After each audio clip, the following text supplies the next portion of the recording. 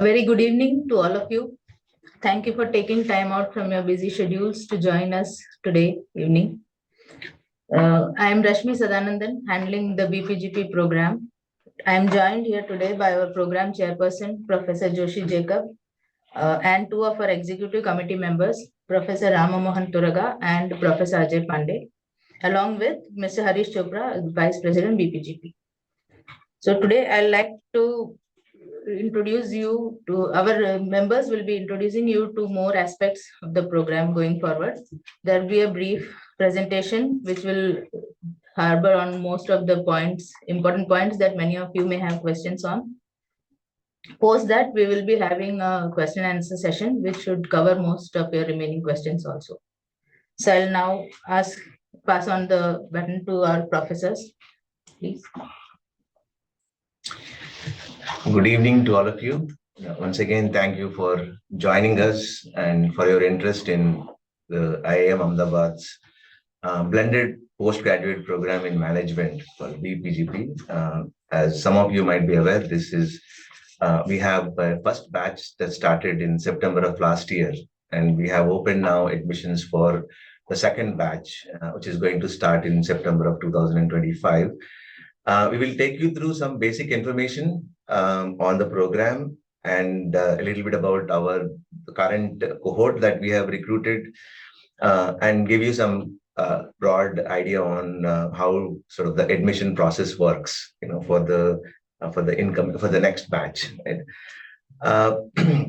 So, the key objective of the program is, we realize that post-COVID, with the improvement in technologies to offer online programs, we thought that for those working professionals who may not be able to afford to leave their jobs and do an MBA, to provide career acceleration for them, we will sort of take advantage of the sort of progress in these technologies and offer this MBA program, which is sort of has the same rigor as some of the other programs that we offer. So there's a broad objective of the program, and consistent with that, the audience that we are looking for is people who are in a middle management level and trying to transition into leadership roles. That's one sort of set of people who might be benefiting from sort of joining this program. Then leaders who sort of aspire to be future leaders and take their organizations to successful transitions. These are the other set of people we think will benefit from this. And then there's a lot of interest in entrepreneurship in India of all forms. And we thought that someone who is interested in transitioning to entrepreneurship might also benefit from this program, right? So there's sort of broad target audience for the BPGP program. Now, I will sort of spend a little bit of time giving you the broad structure of the program, right? So I will start highlighting the fact that this program has two types of interactions. One is the on-campus sessions, which constitutes about 20% of the program. And the second part, which is the dominant part of it, is about 80%, is a synchronous online, which means that live sessions that you will have with the faculty. That is where this program is a little different from many of the other programs offered both in India and across the globe, where we don't have any asynchronous sessions. Asynchronous means that a faculty would pre-record a session, and then they allow the students, the participants, to see that for fulfilling their credits. So this program distinguishes itself from the fact that we have only live sessions, either conducted online or on campus, right? In-person sessions. Broadly, some of the other details include it's a 2-year program spread over 6 terms, 3 terms in each year. We also have sort of a flexibility to complete the program in 3 years instead of 2 years. And we'll be happy to talk about it if some of you are interested in understanding how that works. The total contact hours about 900. And we offer these program on 4 days, 2 sessions per day. Typically, they happen between Thursday and Sunday. This is particularly applicable for the first year of the program, where we teach all the core courses, right? And the sessions are held between 6:30 and 9:30 on Thursday, Friday, and Saturday, and in the morning from 10:20 to 1:10 on Sundays, right? And in IIMA, each session means it's 75 minutes long, right? Um, we also have on-campus sessions. Typically, each term starts with a 1 week of on-campus sessions, right? Uh, uh, and as I said at the beginning, we plan to start this batch starting from September of 2025. Much of this information is already available on our website as well, so you can look up if you want more information on this. But I hope this gives you a broad sense of the program. I will go a little bit into details of what I have just said. So in terms of structure, over the 2 years, we will have to fulfill what in our language called credit. So 36 credits. Each credit will be counted as 20 sessions, right? As I said, each session is 75 minutes long, right? So there are 36 credits that you have to fulfill, 18 in the first year and 18 in the second year. The 18 credits in the first year are all compulsory courses, right? Everyone in the batch must take those courses and sort of complete those credits, right? The second year is we have a small module which has compulsory courses. Again, like in the first year, those 1.5 credits have to be fulfilled by everyone. But rest of the 16 and a half credits in the second year will be elective courses, right? There you choose based on your interest among a whole course of or set of electives that the institute offers, right? And in the first year, apart from the compulsory courses like live online sessions and in-class sessions, there is also a summer project, which is again mandatory, which is completed between the break sort of on in the first year and second year, right? It comprises of 2 credits equivalent to 2 credits. And I will talk about that project a little bit later. So that is broad structure, right? You have to sort of complete 36 credits over 2 years. In terms of the details of the courses, the core courses broadly deal with business environment, like social, cultural, and legal environment and economic environment of business. Then we will have some courses in operations and decision sciences, introducing you to the decision-making frameworks. And we have organizational behavior strategy, and so where we talk about leadership and organizational behavior. And there is functional core in marketing and information systems, and one of those. The core courses broadly cover these what we believe are essential elements of a management program, right?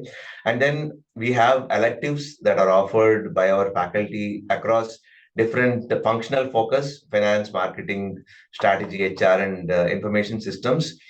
And typically these courses cover a variety of industries, fintech, healthcare, professional services.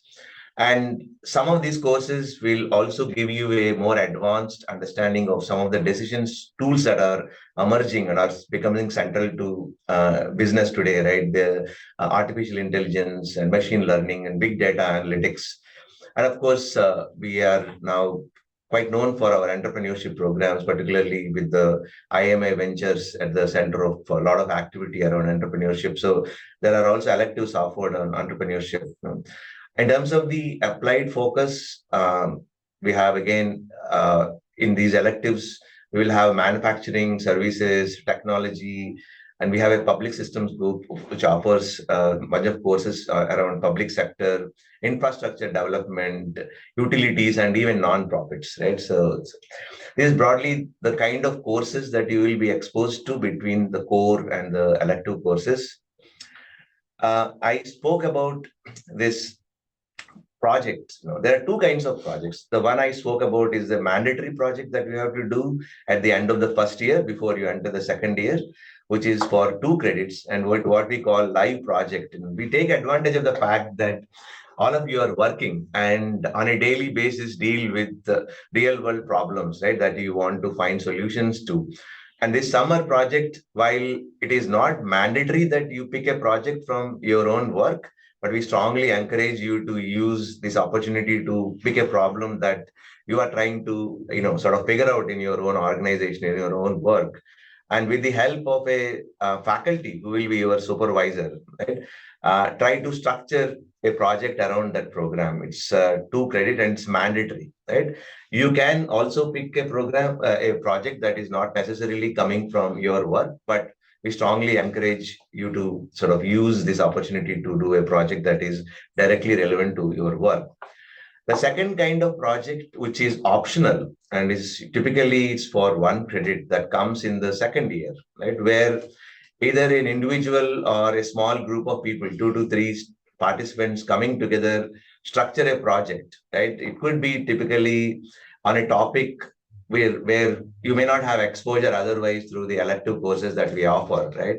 You pick that, and with the help of, again, a project faculty supervisor, you can do a project course that will give you 1 credit towards the fulfillment of your required credits, right? So that is an optional, and you can do that in lieu of some of the elective courses that you have to do in the second year, but subjected to certain limits on how many of those courses you can do per term, right? So that is the optional course that project course that comes in the second year, right? Then many of you may know that IIMA takes pride in the case pedagogy, which is basically we try to use cases written based on real world decision making. Right? We have a case center. Many of our faculty write cases from a variety of industries and use them in the classrooms as a way to sort of structure the concepts, right? Using the real world examples of decision making in organizations. So that is one of the dominant way in which we teach in our programs. And apart from that, we also, depending on the type of course, lectures, role plays, simulations, and sort of peer-to-peer learning is mainly through many of the courses will have project components that are group-based, where the groups that either we create in the first year or you create yourself in the second year, a bunch of people can come together and work on sort of learning as part of the coursework that you do, right? So these are broad set, but predominantly we use this case pedagogy as the primary tool through which we teach, right? Then a little bit about on-campus module. As I said, every term you will start with an on-campus module for a week, where typically what we attempt to do is bring those courses that benefit from face-to-face interaction with the faculty and other peers, and schedule those course sessions during the during the on-campus module, right? For example, here a course on negotiations, now which is best done in a classroom setting rather than in an online setting, right? We try to see if we can schedule those kinds of sessions when you come to the campus, right? In the similarly, the game theoretical models which require sort of on face-to-face interaction, that's what we try to schedule during the on-campus module. The other thing is that, the campus sort of a very vibrant environment in terms of many centers that we have, where you can come and talk to these centers and try to see if you can do something with all the ecosystem that is available, including we're one of the best libraries in the country that the IIMA has, right? So it will allow you to, and also additionally, on-campus modules also give you opportunities to interact with participants in the other programs, right? For example, we have the 2-year MBA program and the 1-year PGPX program, and learn from other programs, not just from your own peers, right? So that is broadly how we are trying to structure and implement these on-campus modules. And to highlight, we would like to say that we call this program the blended PGP. The degree you will receive is a MBA degree, right? Master of Business Administration. The blended program is basically the nomenclature within the IIMA to reflect the fact that you have both an online and on-campus module, right? But the degree that you will receive is called Master of Business Administration, like our other programs, right? Well, as you know, we already have one batch which is in its second term right now. They have completed their first term. I will give you a brief overview of the batch. So right now we have 138 students. For ease of learning, we divide them into two sections. In the first year, when they said all the courses are compulsory, the average age of the cohort that we recruited last year was 32 years, of which and a quarter of the 138 students are women. The work experience is about 8 to 9 years, the average work experience of the cohort, right? Um, in terms of the industry represented, we have a whole range of industries that are represented in among the 138 participants that we have, including some of them are like entrepreneurs, right, who want to accelerate their progress in entrepreneurship, right? Um, so finally, the eligibility criteria and some admission process. Let me emphasize that most of the information is already available on our website, and we strongly encourage you to explore our website and get back to us if you have any specific questions. What I'm going to do here is highlight some of the key things that you should keep in mind when you are applying. The first is the criteria for who is sort of qualifies to apply for this program. We are looking for at least 3 years of full-time work experience after your bachelor's degree, right? That is counted as of 31st March of this year, 2025. And you must be at least 24 years old which means that you should be born on or before 31st March 2001, right? An educational qualification is a basic bachelor's degree in any discipline. The 3 year degrees, bachelor degrees also qualify, which means that you need a minimum of 15 years of formal education. And 50% marks in aggregate in equivalent CGPA from a recognized university is a minimum, right, across your academic career. Right? This is the basic requirement, right? And then in terms of how this works, the first thing that keep in mind is that you need a test score. And to give flexibility, we allow three kinds of test scores. One is the test that we conduct ourselves called IIMA admission test, IAT, specifically designed for this program, which I will tell about that a little bit later. Then you could have taken a CAT within the last 5 years, and have a valid, that could count as a valid score to apply. Or you could have taken a GMAT score within the last 5 years, and you can use that score to apply, right? Any of these three are valid if the other two, GMAT and CAT, if they are taken within the last 5 years, right? And the cutoff date for what constitutes 5 years is the 10th of March 2025. And again, all these are available on our website. Please look for them if you have any, or reach out to us if you have any questions. Once we have these test scores, we combine it with other criteria like academic record, professional experience, extracurricular activities, and co-curricular activities, and use the admission test scores and these criteria to shortlist the candidates for interviews, right? And there will be personal interviews. The combination of personal interviews and the other criteria is the basis on which we will offer admissions, right, for this program. In terms of timelines, I will highlight two things.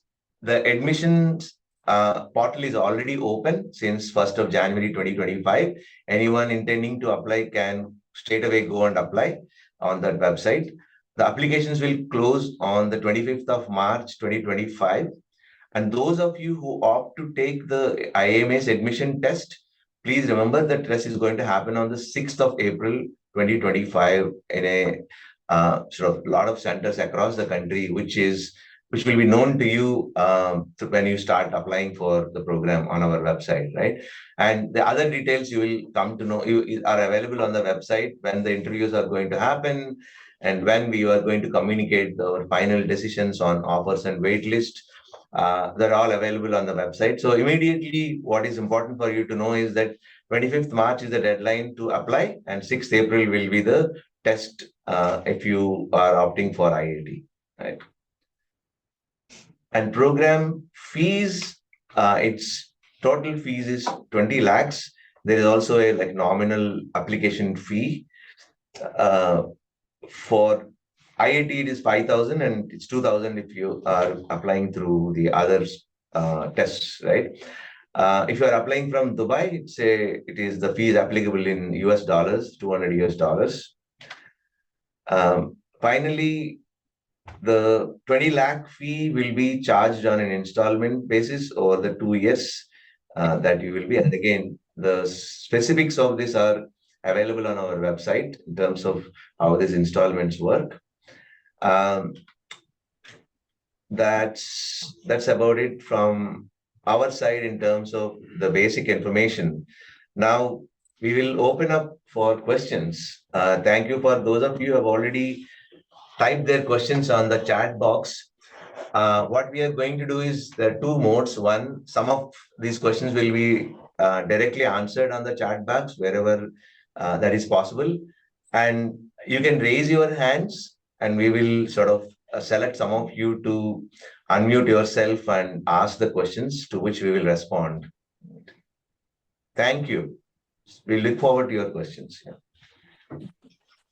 So we have a question here from Mr. Shekhar. He is asking on whether topics like Gen AI, product-led growth will be handled in the course later on. Also, how is the course tweaked to cater to new age skills for generalists? And would IIMA have any issue if we move out of their current organization in the middle of the program? So are there any concerns on that? So shall I take it? The first part of the question is about how specialized and choreographed are the courses to meet the new age skills. The first year course, as you would imagine in any MBA program, the first year courses are relatively generic and focuses on building the foundation. But in the second year, you would actually find a lot of electives which are actually focused on the specific topics that you actually brought about: artificial intelligence, product management.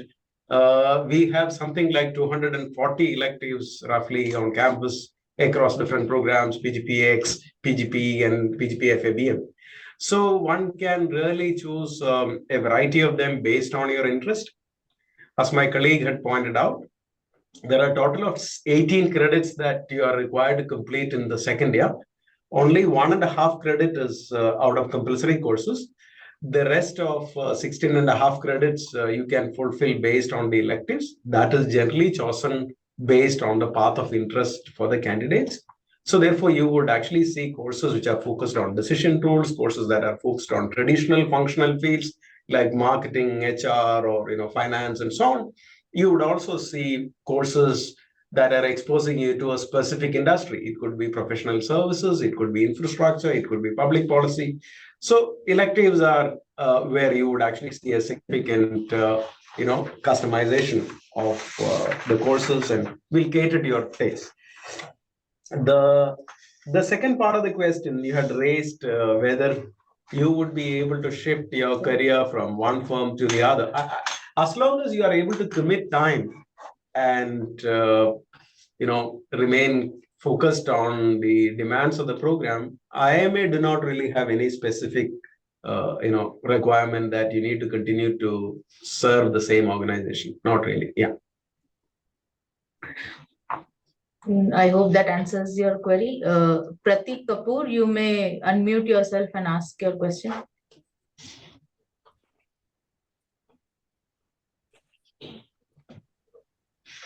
Hello, hi everyone. Thank you for the information that you have provided. I have one question. So I have given my GMAT exam in 2023 and I gave my exam at home. So could you please confirm if I'm eligible to apply, since it was not mentioned like if the at home exam is not like eligible for certain programs in the future? Yeah. So, Prati, to answer your query, we are not considering this, we are only considering center-based test scores for our applications. So, online exam test scores are not being considered. Can I please know the reason for the same, please?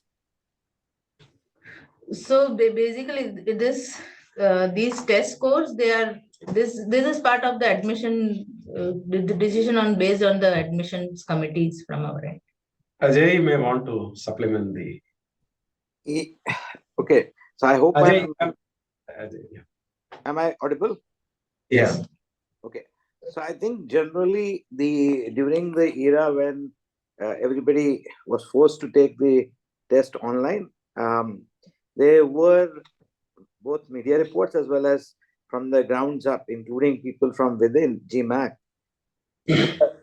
had talked about the possibility that the discrimination which we normally see in the GMAT exam may not have been preserved due to, let's say, I would not use the ugly word, but due to the possibility that the candidates might have been able to successfully game the system. Now, I'm not talking about individuals, but generally, based on the feedback from GMAC itself, they have kind of undercut their own online test scores relative to the test scores which are conducted from the center. So based on that, a lot of institutions have taken that as an input and decided to sort of do away with the tests which were given during that era. So now this may not be very sort of nice to hear, but that's what the ground up report which we have. Okay, taking the next question, Mr. Asif Iqbal, you may unmute yourself.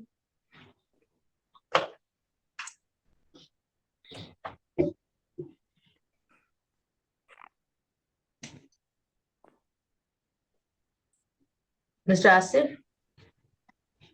Oh, sorry. Hi. First of all, I am audible, right? Yes. Yeah. First of all, thank you, professors, for sharing the program outline with us. You have shed light on the first year routine. I mean the sessions, the 4-day sessions that we are going to have to mandatorily be present and attend. Any information you can share regarding how the second year session routines will be?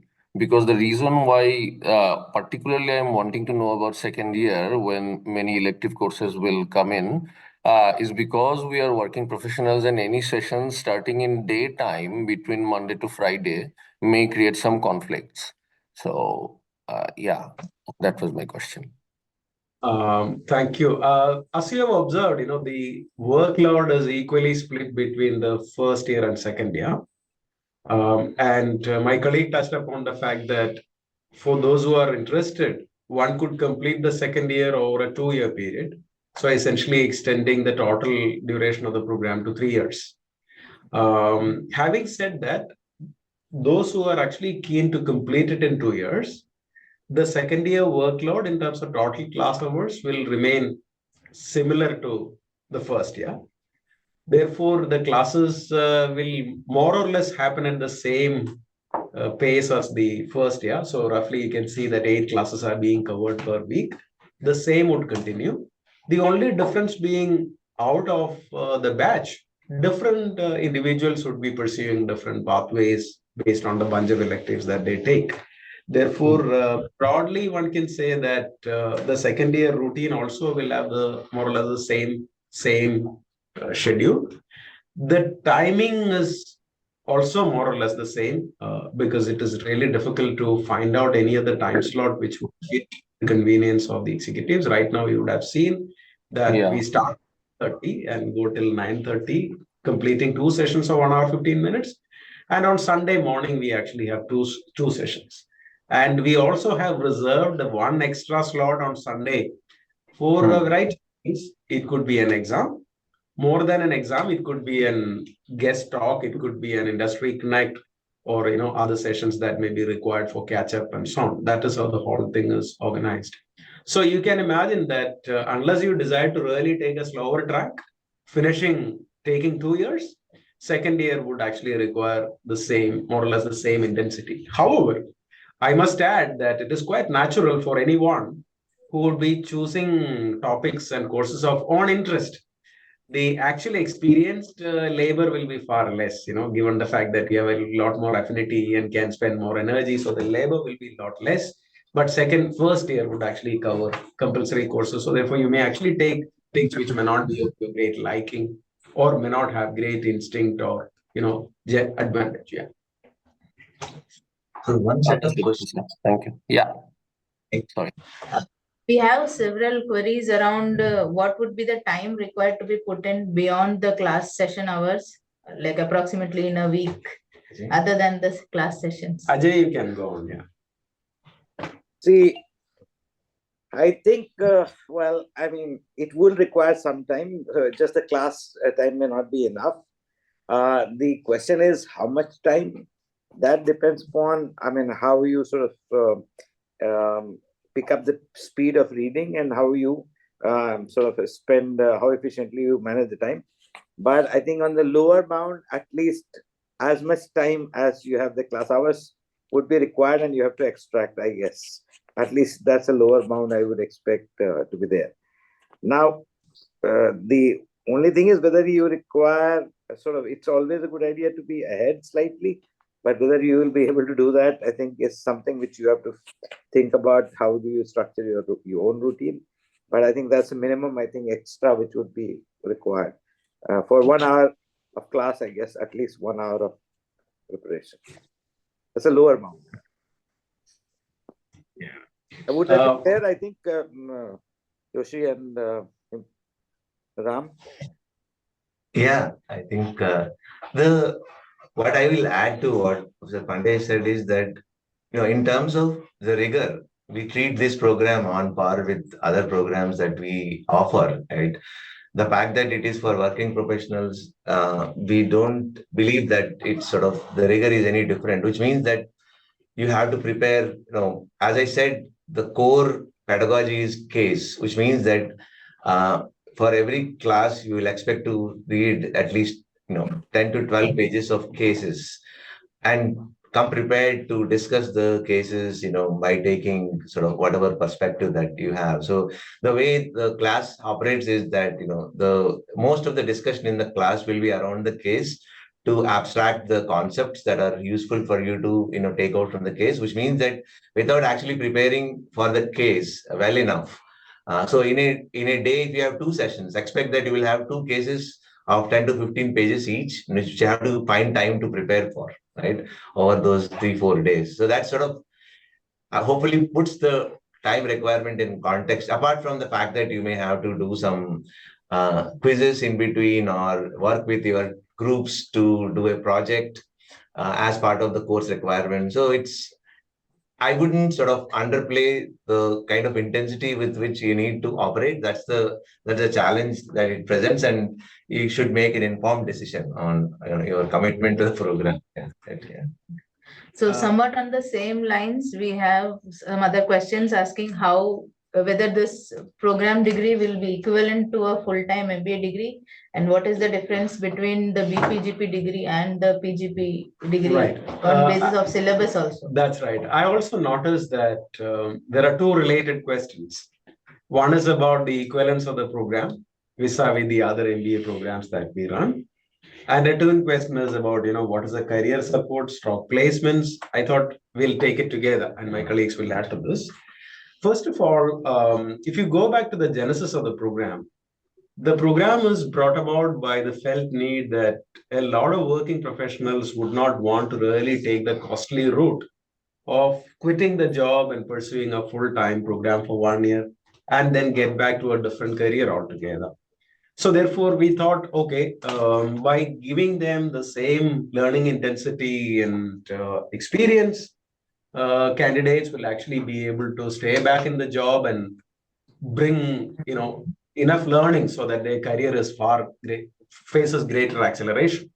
So having said that, let me now first attempt to, clarify on the first part. I may consider this program as one of the triads of the MBA programs that we do. We have 3 programs. a program for relatively fresh candidates called PGP, where young candidates come and then they spend 2 years and then go out looking for a placement. There, of course, the institute extends career support where students bring in their own effort and try to secure a job for them. The second MBA is a PGPX where candidates are actually here on campus full time, quitting a job, and they also are desirous of career shifting and so on. So they also have the full career support. In this program, since the candidates, of course, let me just first address the question of rigor and comparability. Actually, the online MBA program is very close to the PGP in terms of the total credits that we are covering. It is more than PGPX because PGPX being a one-year program. And by way of rigor or intensity or any other component of the academic evaluation, there is no difference. And as we had shown you, the certificate actually awards you an MBA.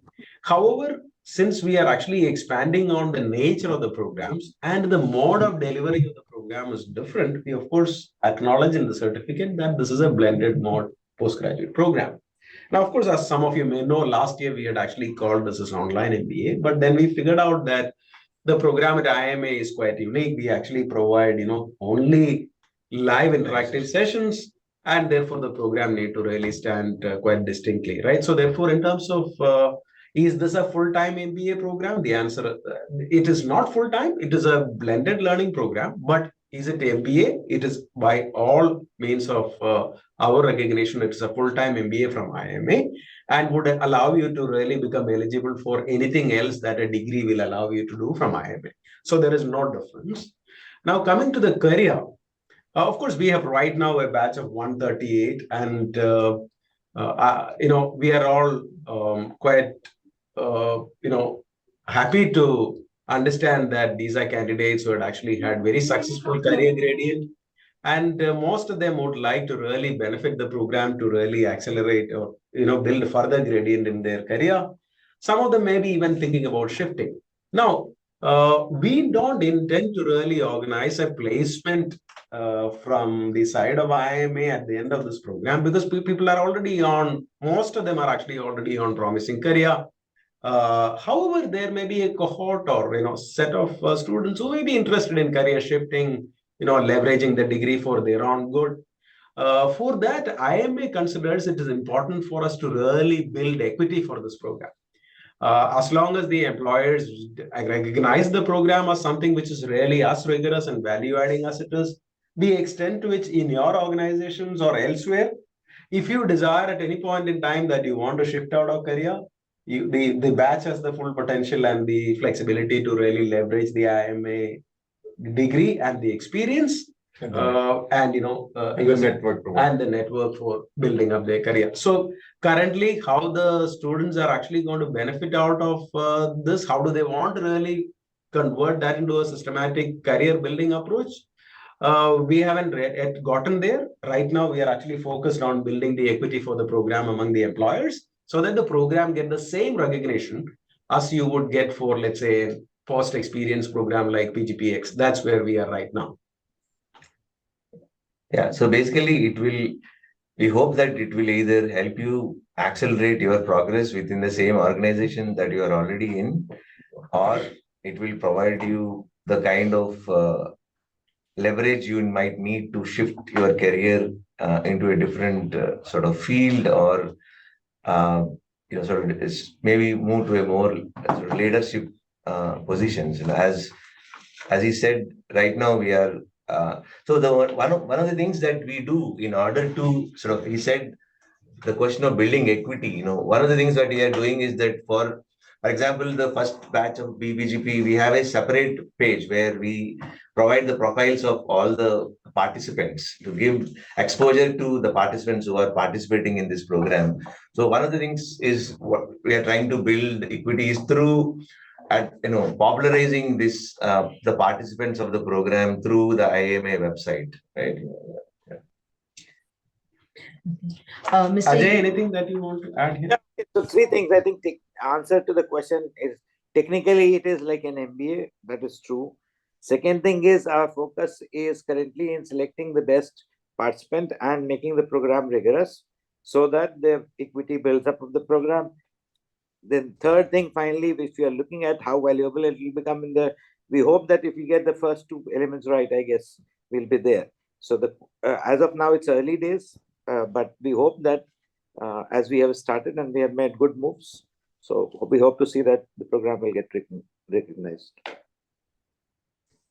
On the structure of the program, we have recognized some questions. So therefore, one of the questions that seemed to appear a couple of times is about exams. So in fact, let me sort of draw out from the experience of the current batch. As my colleague had shared, we have 138 students who are admitted in the program. We have completed one term. The second term is in progress. A term typically has 6 to 7 courses, and the courses, depending on the nature of the subject matter, there could be quizzes, there could be midterm and end-term examinations. So for example, last term we had a total of 14 exams. It does not really mean 2-hour exams, all of them. It could be a 30-minute quiz, but there were 14 separate elements of evaluation. So therefore, it's not a program in which we would actually allow candidates to not learn from the experience and reinforce that learning through exams. Some of you would agree that exams actually serve 3 purposes, right? One is to really reinforce your learning. Second is to really allow you to apply some of the concepts that you have learned in contexts which are more meaningful. And the third is to really provide a benchmark, right? With where are you standing vis-a-vis the peer group, right? So therefore, we think it's important to have exams. And I'm actually doubly confident now from the feedback of the first batch. They don't want really the rigor to get diluted. So there will be exams. Now, what will be the schedule like, therefore? The second question. The schedule is all these exams are conducted, almost all of them, not on campus, but actually online through a secured platform with protocols and so on. And most of the exams are towards the end of the term. But however, they don't really happen in a bunch of 2 days or 3 days. It happen over a period of time. So therefore, exams are part of the rigor of the program. Yeah. So there has been some questions regarding the faculty who will be teaching these courses. So I think that Professor can clarify. Yeah, I think there is related questions on that. Is it an IIMA program or a mixed delivery? And let's make it very, very clear that this is an IIMA program like any other IIMA program that is currently being offered. A 2-year MBA or 1-year PGPX. It is fully an IIMA program. No one else is involved in delivery of this program. And the same faculty that teach in every other program also teach in this program. Right? This is an IIMA and IIMA only program. It's implemented, is operationalized in the same way we operationalize any other program, long duration MBA program that we offer. Right. And a related question that has come up and is going around is is it a program that is accredited or eligible? See, IIMA today is actually an institution recognized by the Act of Parliament. We have the full power to really grant degrees. So therefore, the moment IIMA confers the degree, it is not different from any other degree offered by any other entity. So therefore, there is no distinction between, we don't need external validity from a legal standpoint. However, we would admit that the equity of the program is being built, and IIMA will continue to aspire to build that and want to really make it one of the top 10 globally ranked programs offered on the hybrid mode. As you know that such kind of programs are increasing world over. Yeah. Okay. Mr. Yogendra Sharma, you may please unmute yourself and ask your question.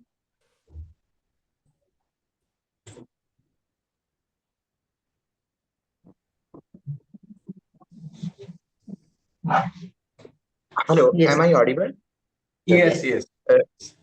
Yeah, first of all, thank you for providing me the opportunity to ask my question, and thank you for organizing this webinar, the IIM-BPGP team. I quickly had one question around the work experience of the first cohort. The average work experience is slightly on the higher side, let's say 8 to 9 years of work ex. So I wanted to ask, are there candidates who also had on the lower side of work X around 4 to 5, or let's say 5 to 6 or 3 to 5 years of experience too? So we have, as you might have seen during the slides, so you are eligible as soon as you complete 3 years of employment. So, and we definitely have people who have just completed that 3 years as well. So it just depends that because now in the first cohort, what has happened is because there has been interest all across the spectrum. So that's why you see that average. But we have within that average people from different kinds of experience. Yeah, the 8-9 years is average experience, right? Which means that there are people who have less experience than that, and people who have more experience than that, right? So, yeah, the minimum requirement is 3 years. Thank you. That answers my query. May I ask one more question, if you allow me? Sure.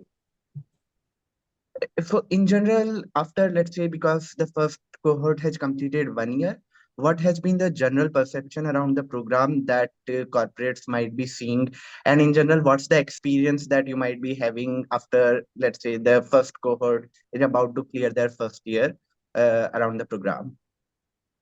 The current cohort has not really completed 1 year. They've completed one term and another month, to be exact, actually 25 days into the second term. Of course, I would encourage you to really get in touch with, any one of them to really get from the horse's mouth what are doing their experience. However, let me add, what is our experience of the batch? The overall experience had been very comparable to any other program that we run on campus in terms of the quality of the cohort and the engagement that faculty has in the classrooms. I'm sure that the students would actually attest for it. We also feel that they are quite charged and extremely engaged with the process of learning. That's the second feature that we have. Getting back to your second part of the question, like what is the recognition within the corporate?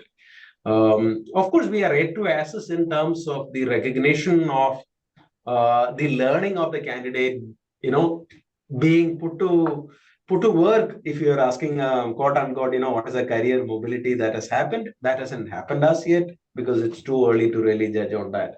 Of course, one can say that the current cohort of students are extremely happy, recommending the program to be taken by their colleagues, by even their seniors, which I think is a testimony to probably the experience that they have. But however, I will request that maybe it's a good idea to really, our students are quite keen to really reach out and clarify some of the doubts that you may have. Yeah. So I could also see multiple questions around, like, is there a particular category of people who should be actually applying for this? Like somebody who's looking for growth in his career, or somebody who wants to kind of diversify from his existing role.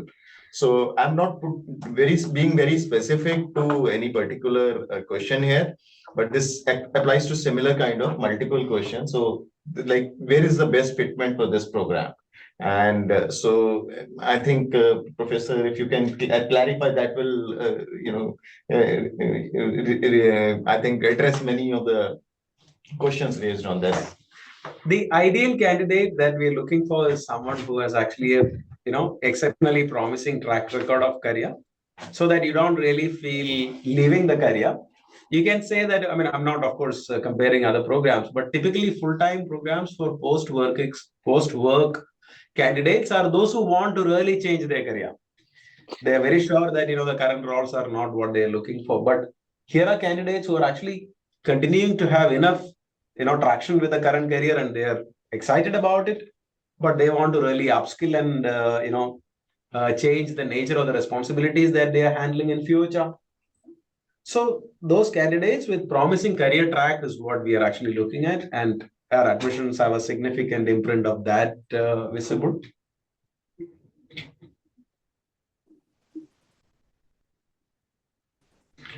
Okay, Ms. Dipali, you may please unmute and ask your question. Yes, thank you for giving me the opportunity to ask my question.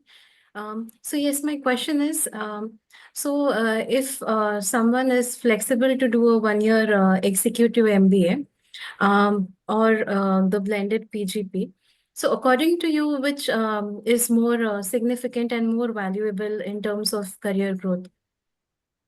Ajay, you might want to respond to it. It's a tricky question. The only thing is, see, the point is there is a risk which you take when you cut off your current sort of, when you resign and come and join the PGPX program. So you have to build up, you have to use your prior experience in order to really sort of aspire to take up a bigger, better role in terms of responsibility, in terms of pay, and so on and so forth. Here, what we actually are targeting the participants who are comfortable in their space, wherever they are doing. It's just that they are prepared, they are more sort of interested in preparing themselves for what might lie ahead, maybe 2 or 3 or 5 years down the road. And so that they can sort of prepare for the bigger roles as they're working. So they're happy with the current role which they are having. And so the profile of the participants is very, very different. Motivations are very, very different. The risk taking is also very, very different. So I don't know how to compare. But these are basically attributes. Okay, got it. Thank you. We have a couple of questions on whether last year's IIT score is considered valid. So to answer your question, last year's IIT scores will not be considered valid. We will need a fresh IIT score for the current cohort admissions. Yes. So I can add to why. For example, what happens is in the test like at least GRE, GMAT, when they give out percentile, the percentile is not for the year. The percentile is for generally students as a collective across time. IIT is not a test of that time. The number of students who appear for the test is very small, so we cannot really sort of use that beyond 1 year validity. We don't have that kind of test takers to really carry it forward.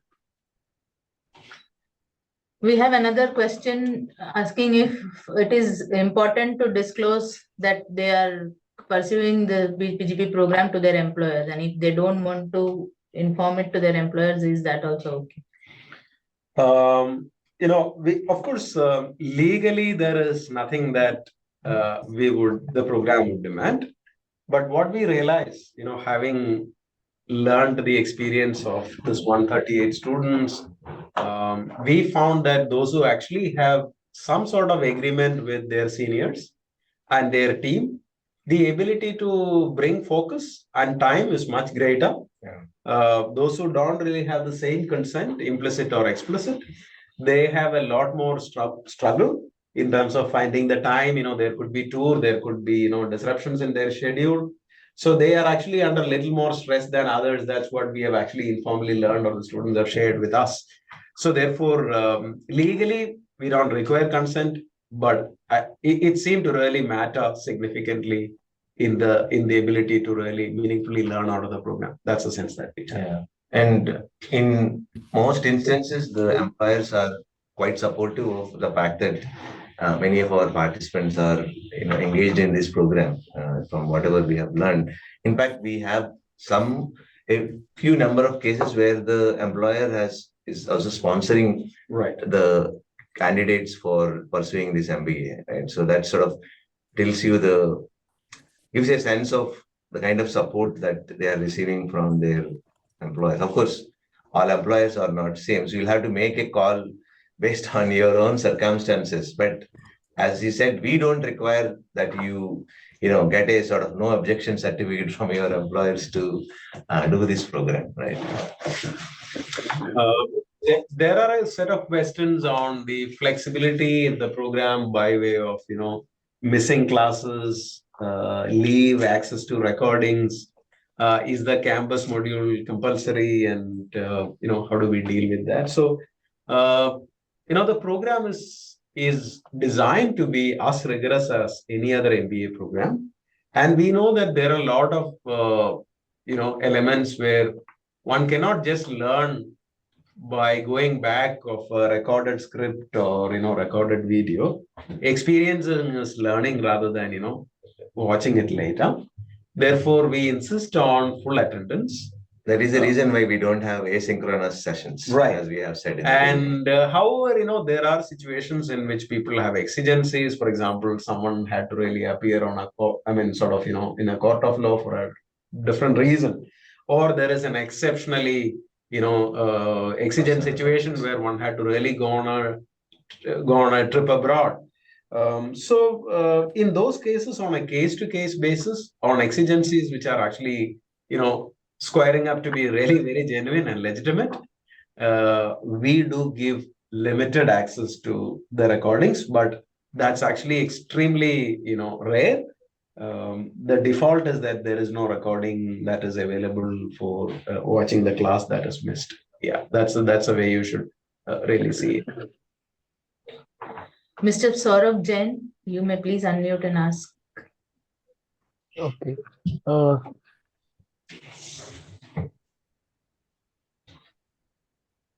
Thank you. I'm Ahmedabad faculty for giving me chance to ask my question.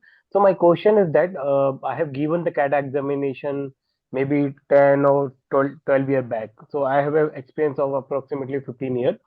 But my question is that do we need to give IIT exam? But you clarified that we need to give IIT exam.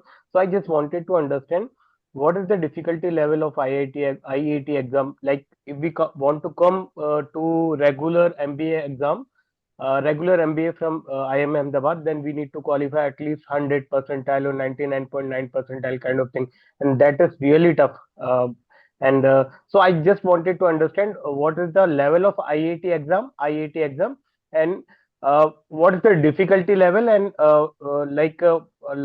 if you can elaborate about the last year people who came into your campus, how much they have scored, and what time we have to give for preparation for that examination. So that is my only question. Ajay? Okay, so, well, see, these exams are basically not so much to declare our verdict on what you know, what you don't know. These exams are meant to help us in shortlisting the candidates which we can interview. We cannot interview everybody who applies, whether it's PGP or whether it is, blended program like this. So don't worry about this. Of course, the test will be testing your basic ability to do some quantitative thing, which will be of the level of 10, 12. Similarly, your ability to read and understand English, which is again not very profound. So as long as you're comfortable in your skin to do all these things, I don't think you require any special effort. But yes, if you have never bothered to sort of apply your mind, maybe a little bit of practice might be helpful. But don't overspend time. That's what I would recommend. Okay, thank you. And one, sorry to interrupt. Just please continue. I just want to add the sample questions representing each of the three sections: verbal ability, quantitative ability, and logical reasoning, are actually available for you to go through so that you have a sense of broadly what the IIT is focused on. They are on the website, and that will also give you a sense of the difficulty level that you are asking about. Right? Okay. And am I allowed to ask one more small question? We can Please go answer. ahead. Okay. So my second question is that I have an experience of at least 14 and a half years. So I just wanted to understand, will this kind of MBA will help me to switch my career from currently I'm working in manufacturing sector, and I'm working in a middle level of management, you can say. So if I wanted to switch into some other career field, maybe in technical field or maybe in machine learning field, so will this program help me to reach there? Having spent 15, of course, it's a very tricky question involving personal choice of career, but let me just try to make it as generic as possible. Someone who spent, you said 14 years in career in manufacturing, looks like, the most evident and easy path for you to tread in future is to really, build your career gradient in the same field. Now, if I were to really switch to the second part of the question, you're asking whether it will actually allow you to specialize in something like AI, ML, and so on. If you think there is a significant crossbreeding that can happen, building from your manufacturing experience and a technology top-up, there are courses which allow you to do it. But would it be as specialized as you doing an engineering course of 4 years on AI, ML, or computing? The answer is no. So therefore, to the extent that you can build upon from your experience and that feeds into the new field, there will be potential. But the most sensible, pathway that one can think of is to really build, further up in the same field. We have a question here asked, what exactly are you looking from this program on the basis of diversity in the background of candidates? Meaning if maximum number of candidates are from engineering background and coming for the program, is that okay? I think, every institution seem to desire in one form or the other diversity in the cohort by way of disciplinary training. And in this program, particularly prior work experience. But I think it's the fact that there are more engineers in any program is a structural fact, because in India, a lot of candidates seem to prefer engineering, and those are the candidates who apply. So within that degrees of freedom that we have, I think if you look at the current batch, there is significant diversity in terms of the industry backgrounds that they represent. There are chartered accountants, cost accountants, there are technology specialists, there are fashion designers, there are engineering hands who are working for companies like Boeing and so on. So you would actually see a whole cohort. And I must also add, there are a couple of people whom we have, they come from the government sector and infrastructure sector and so on. So there is diversity. But if you were to really go back and look at the metric of what is their undergrad bachelor's degree, you would be, you would find that most of them are engineers. That I think is a structural fact. Maybe other colleagues have something to add here. No, I would say that as far as the admission process is concerned, there isn't anything that where we consciously try to, bring diversity. And in the first batch, whatever the admission process we use did bring diversity both in terms of academic disciplines and the industry experience. That's what we expect. But I don't think there is anything within the admission process itself where we are trying to, sort of consciously bring that kind of diversity. That's what I would say. Okay. Mr. Mukesh Satwani, if you would like to unmute and give your question.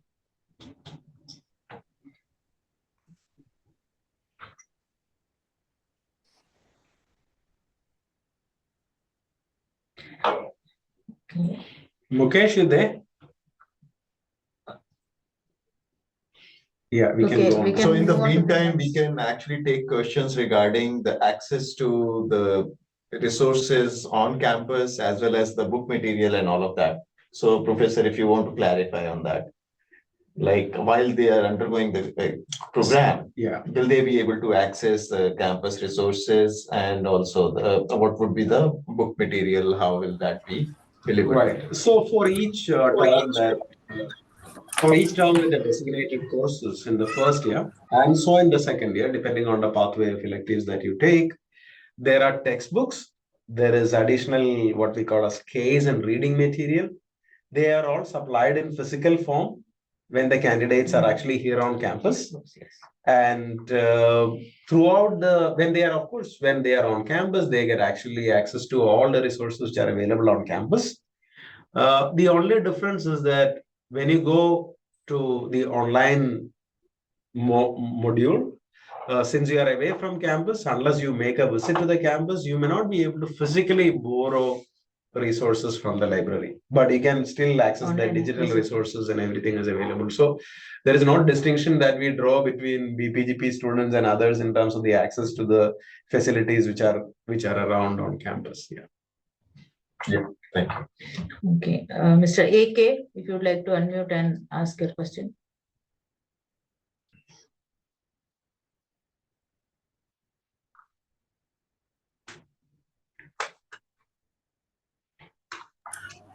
Now my voice coming? Yes. I want to ask mainly three questions. One, like last year student, what was the GMAT range for the last year selected students? I think we can refer to that and we can see what information we can share with you. What? The GMAT range, yeah. We don't have a ready reckoner right now. A weightage of score and personal interview and professional experience overall, like what weightage? Ajay, you want to take that Yeah. question? What happens if we, as you rightly pointed out, we use all the three matrices, but unfortunately we can't provide the weights because we want to not disclose particularly the interview scores, because that is to protect the identity of those who are interviewing. So it's a combination of the three, but if we start revealing the weights, automatically you can infer how was the interview performance. So we just keep it a little bit shrouded. Shortlisting criteria, I guess, is more visible, but the final selection criteria is somewhat crowded. One more last question, can I ask? Sure. Like it Yes. is showing like 32 years is the average age. So like a person of 38 years or 39 years of age, like government employee of in audit department and all, for him also it will be beneficial, or only for young people are you are saying middle people like around 27 to 35? So actually, I'm sorry, can I take this question? Yes, Yeah. please, sir.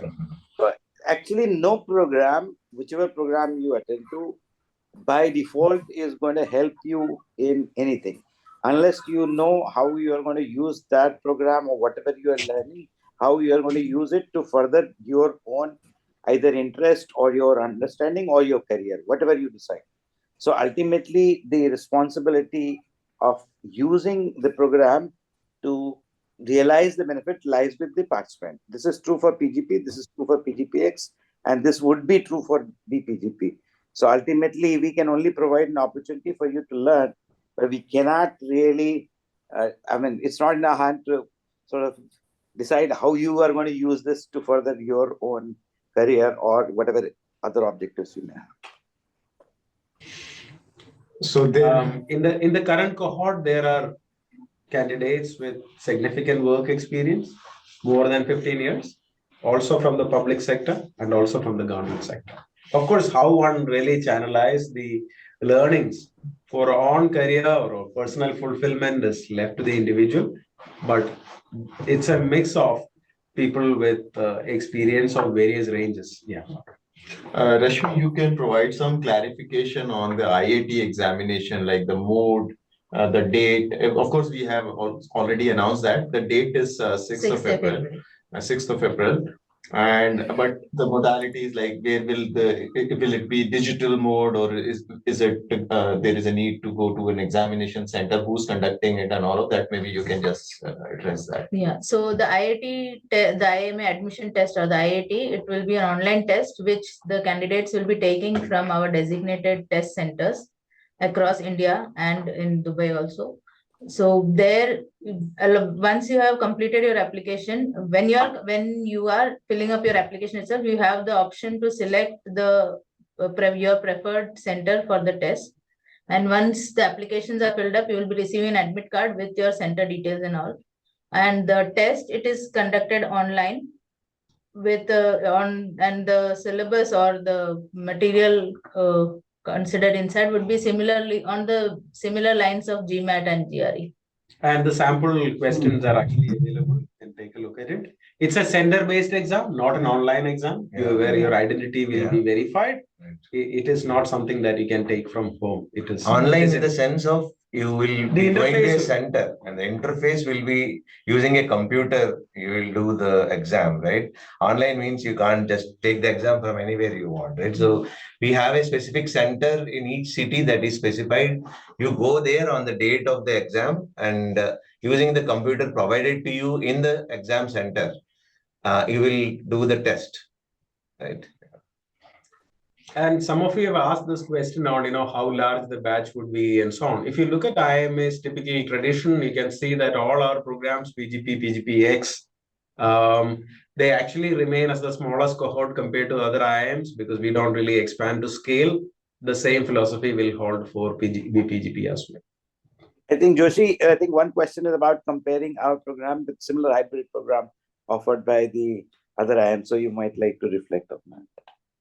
Yeah, so the key difference that we see is, one is I call as, the triple differences. One I call as rigor. There is no difference. We make it as equivalent to other programs in terms of both the learning experience and the evaluation that we conduct. One is the rigor. The second difference that we see is there is actually no content which is, not live. Therefore, we can say that learning is experiencing. That is something that we insist on rather than some experience to reflect on. It is as you experience. The third is we have a very strong applied focus, as my colleague strongly shared, that our focus of learning is not really to pick up some theory which is very vacuous, but rather see that being applied. So therefore, what we are saying is, we know that practice without theory is madness, and theory without practice is sterile. We actually try to blend it a sweet spot, which is the unique selling proposition of IIMA. So in that sense, we are trying to build a distinct cohort and build a rank and profile in this range of programs, which are likely to hold significant promise for future.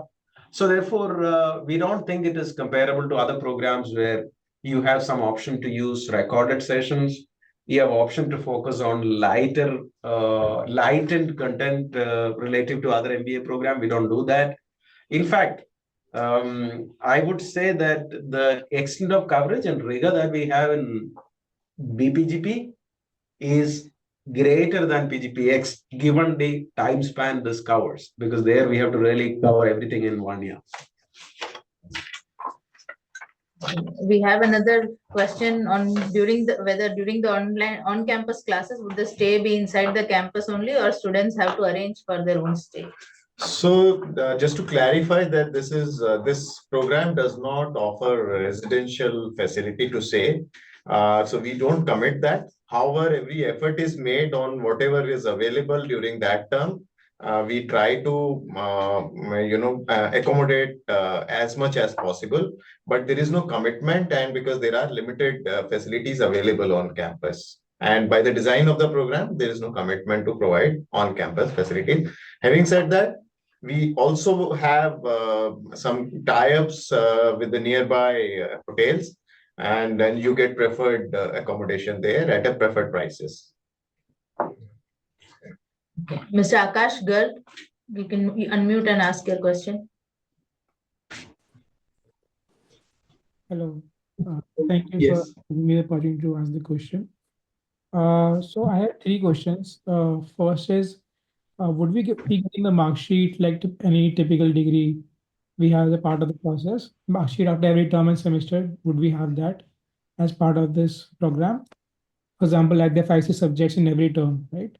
They would evaluation after every term. Would we get a mark sheet after every term, or how is it?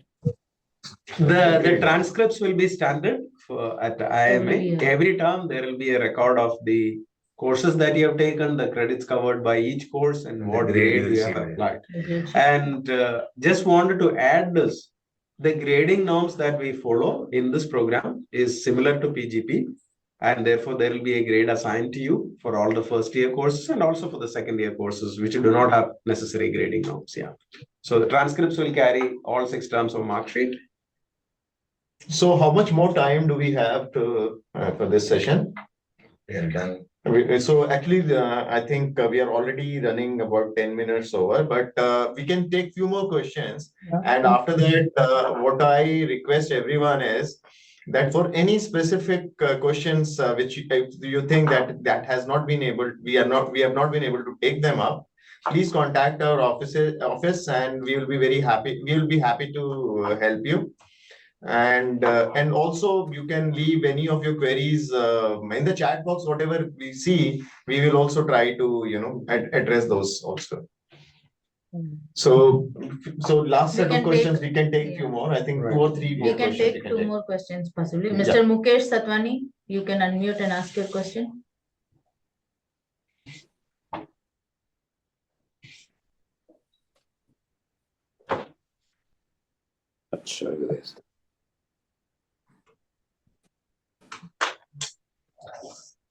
Mr. Satwani?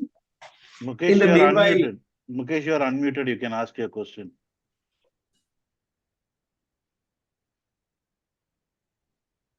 I think in the meantime, there is a couple of questions that came with the same, more or less the same context, that whether there will be a specialization in the second year, will the program will actually lead to specialization. In IIMA, we generally allow participants to choose their set of courses as in second year and then claim the expertise if one is doing it in finance or marketing. But the program by designation is actually kept general. Often enough, why did we actually not choose to really say MBA finance or MBA marketing or technology? The reason is quite often the job market situations are, varying from point to point, and participants prefer.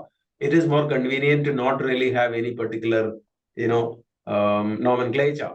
So therefore, functionally, yes, you can specialize, but do the degree carry that? Not yet.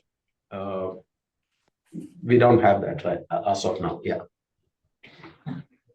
Mr. Abhijit, you may unmute yourself. Hello, am I audible? Yes. Yes. Yeah, thanks for giving me this opportunity. So I have two questions. One is, does this BPGP program help us in networking with other IIM students, MBA students, like who are attending other programs, regular MBA program or PGPX program? And the second one is, any specific reason that why placement opportunity, if this is a full-time program, then why placement opportunities are not provided? Okay, so let me just quickly take the first question and then come to the tricky question of the second one. Okay, the first question, yes, the answer is yes. The students are gradually building their traction with the other program participants. And PGP and PGPX, the current cohort of students are actually in the process of creating their general council with representatives for each one of them. And once that is in full place, I think there are a lot of activities which they can coordinate with the other batches and also learn from the experience of each other. I'm sure that there are multiple common points which they can benefit out of, but that traction is getting built. It is not yet done. Is the institute providing an opportunity? For example, last time when the campus module happened, we actually introduced the PGPX council to the BPGP students. So multiple ways that interaction is actually building up. That's the answer to the first question. Second is, why is it that placement is not being actively promoted as a campus placement like other programs? This program participants are actually working full time and already committed to an organization, at least at the point of joining, right? If one were to really advertise that, okay, this is all placed, this is going to be placement, then obviously we see a significant conflict between your current employment and where you will be. As stated already, the participants actually have the ability to build the career organically. And out of a cohort of X number of students who join, I'm sure that there will be a minority who would want to really seek opportunities, and that they are free to do that, leverage IIMA network, leverage the learning, leverage the program equity, and students will find their own pathways. That's the philosophy that we have. Yeah. So I think there is another reason. I mean, the students may, for example, even before the completion of the program might actually decide to sort of switch to another role or job or organization. They can do it at the end of the program. They can do it significantly after the program. And that is for them to leverage as to how they want to really sort of play their own career game.